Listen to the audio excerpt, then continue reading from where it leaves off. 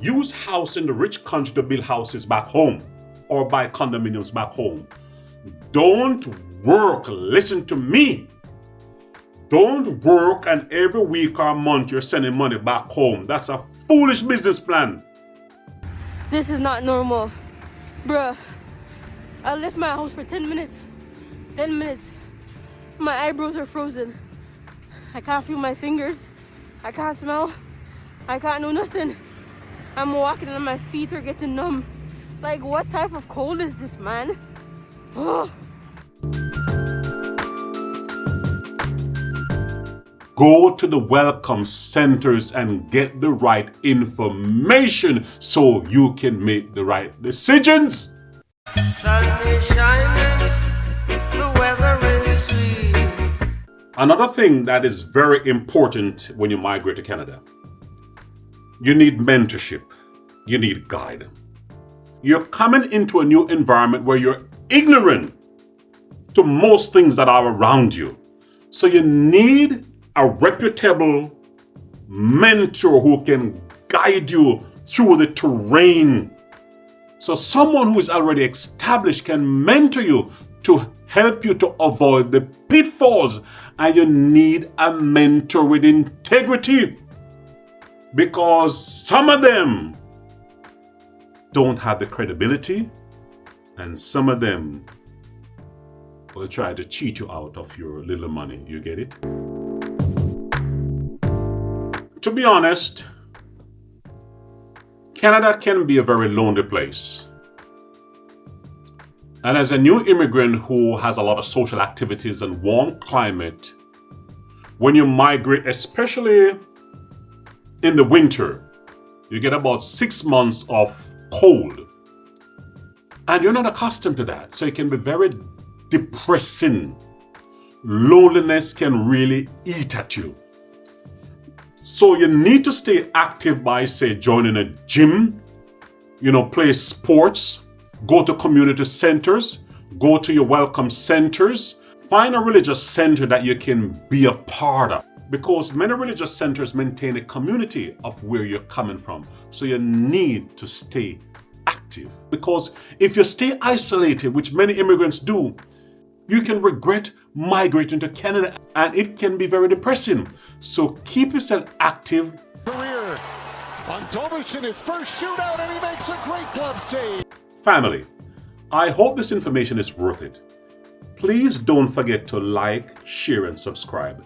The reason why I'm doing this video is to help others who are planning to adjust in your new homeland and to help them to avoid the costly mistakes. So please share it, like, and also subscribe. Thank you.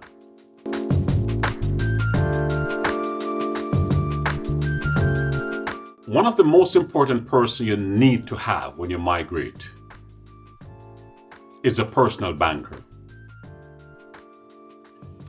The reason why you migrate, you want to move up financially.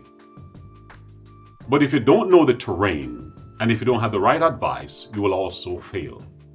So you need to have a personal banker who will go above and beyond to assist you so you can make the right financial decisions. I real talk, man. Another thing that you need to do when you migrate, don't just stick to the first job that you got. You need to plan and decide what field you want to get into so you can make enough money so it can get you to your destination faster. I've always stressed for new immigrants to do, especially females, to do nursing. Why? Because the baby boomers are retiring. And in Canada, over $1 trillion is moving from the baby boomers generation down to the millennials. In America, it's over $100 trillion moving. It's the largest wealth transfer in the history of mankind. So because of that, they need a lot of nurses. So nursing is good for women. Now, I talk about skilled trades. I encourage men to do the skilled trades. Women can do it too, but I kind of stress with the men. Why? Canada and America are taking a lot of immigrants in. Interest rate is high, so therefore the developers are not building a lot of houses and condominiums. But as you pay close attention, interest rate is now falling. And when that falls now, the builders will start to build a lot more houses and condominiums. RE/MAX Canada President Christopher Alexander says first-time homebuyers are continuing to enter the market as they anticipate further interest rate cuts. The next interest rate announcement is January 29th. But a lift could also come from the federal government's recent mortgage rule changes, which kicked in December 15th, along with a little bit of pent-up demand. By a lot of buildings going up now, the skilled professionals are needed.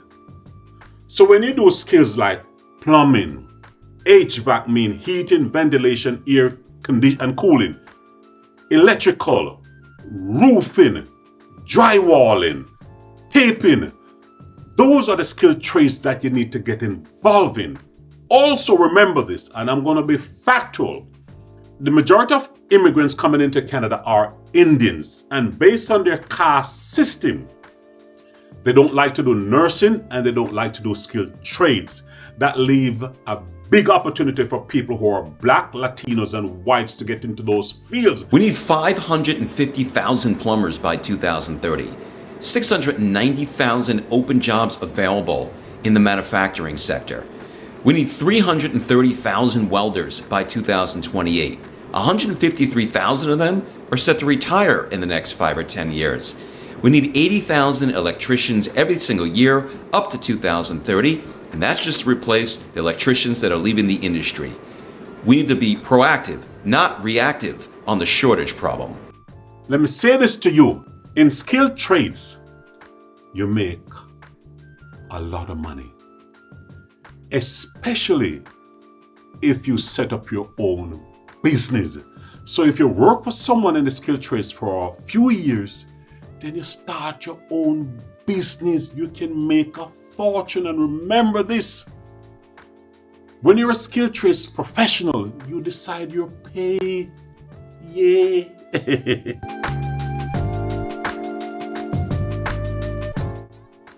Now, say for instance, you finish school, you're established, and you get your good job. Your ultimate goal after that is not to buy a car, is not to buy clothes, is not to go and party. Remember, you migrate because you want a better life. So you need to become wise and frugal with your money. Your first aim after you get your good job is to buy a house or a condominium apartment. The reason for that, the whole entire capitalist system is built on private property laws. Meaning that the whole system is a slave system. And it has to put us in debt. And when it puts you in debt, then it recognizes that, yay, now this is an obedient SLAVE for the next 30 years.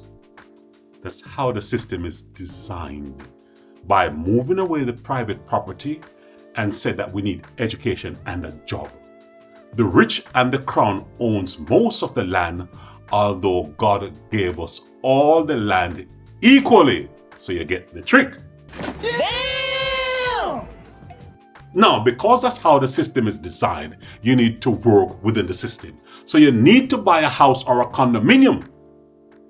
And when you do that, now you're building what you call equity. Because you're paying your mortgage, and some of the mortgage payment is going to principal and some going to interest. And over time, while you live in that property, the value go up and you stop paying somebody's mortgage at the place you rented. So I know without a doubt, buying a house in Canada is very expensive. That is why you need to use group economics or have your partner. But your goal must buy a piece of real estate so you can build equity.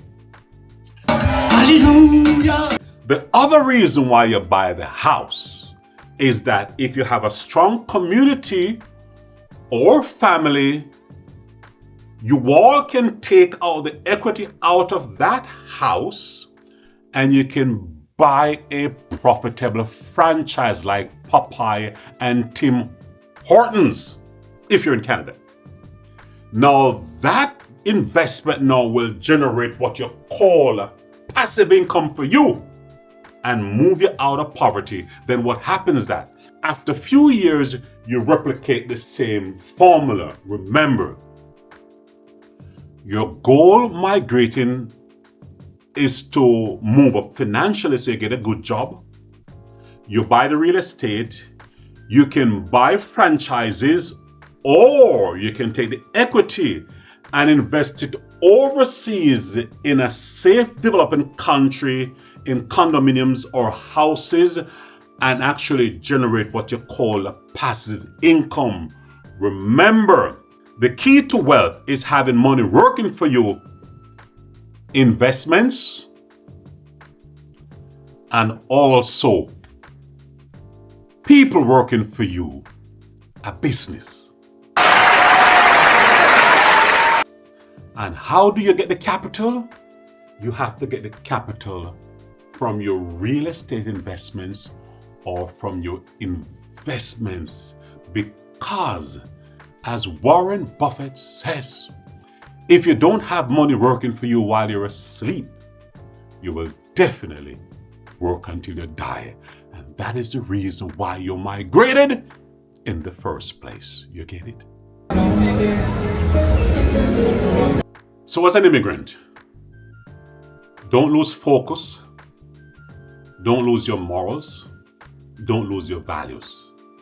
The thing about migrating, you can get caught up in all the glitz and the bright lights. And let me tell you, the glitz and the bright lights over time, they will burn you. They will burn you if you don't know how to dim them. You get it? A few immigrants who migrated to Canada and America, they're doing very well. Particularly the Asians, the Indians, and the Chinese. Because they use group economics, they work together. In Canada in particular, if you look at a lot of the Popeyes restaurants and Tim Hortons restaurants, they're owned by Indians. Why? Because Indians realize that they have to use group economics. So when they migrate, you have 5, 6, 7, 10 of them live in the same house, pay it off. The Chinese do the same thing. And that's why they own small businesses and they support their own businesses. Any one of these guys living by themselves? That's why you have people living together. 20 people in one home, 10 people in one home, 5, 6 people easily in the basement.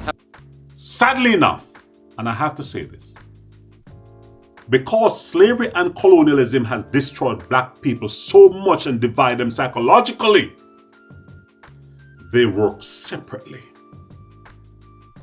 So if you pay close attention, no matter the amount of years black people are here, a few of us are doing well financially, but collectively we're weak because we don't work together and we don't support each other's businesses. If you study the economic behavior of black people since emancipation, you will see that our spending behavior is not motivated by needs nor desires. They are motivated by emotions. Black people spend to feel better, and black people spend to outdo other black people. I think Will Smith said it best.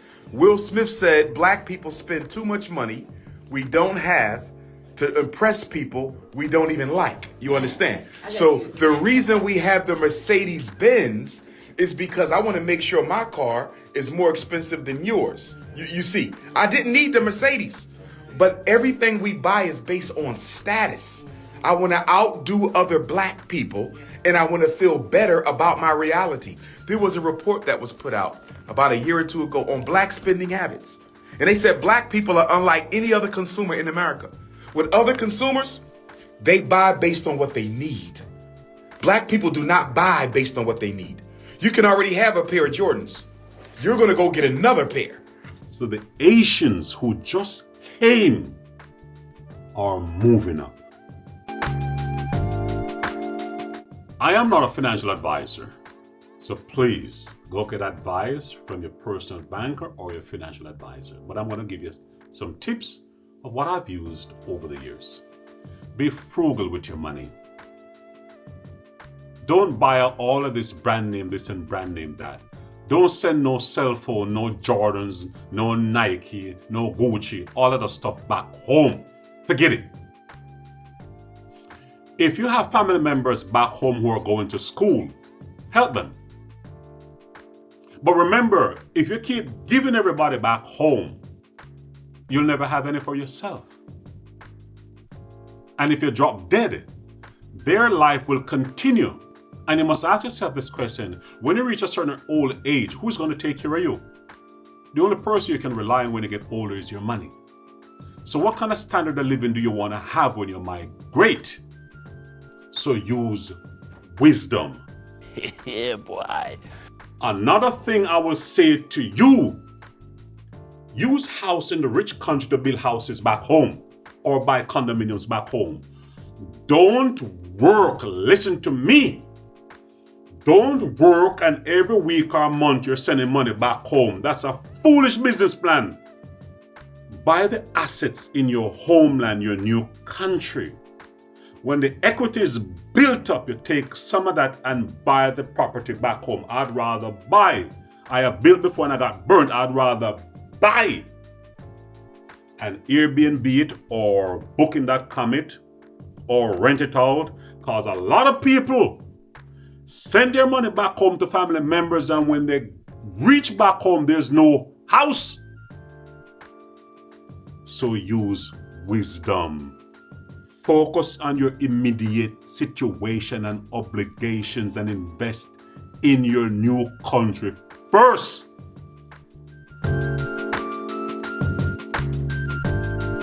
On the other hand, when you work your money every week on a consistent basis, put away $100 every week or $200. You can buy the index fund on the stock exchange.